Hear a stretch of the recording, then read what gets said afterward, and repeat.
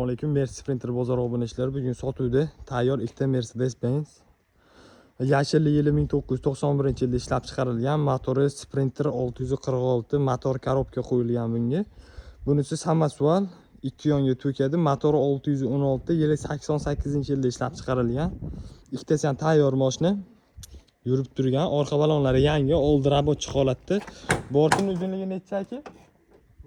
420, salon qismlari olib minishga tayyor.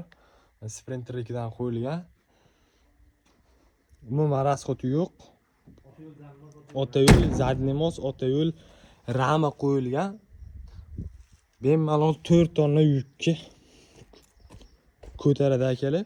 Kimga qiziq bo'lsa, tayyor ishlab turgan texnika ikkitasi ham. Bunisi zavodskoy. Bu ham gazda.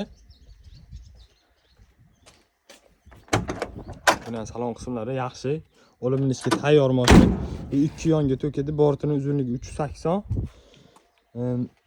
Bunisining narxi akalar 7000, oz-moz kami bor. Tepasida ozgina o'tib beramiz. Bunisi 6700. Buni ham kami bor.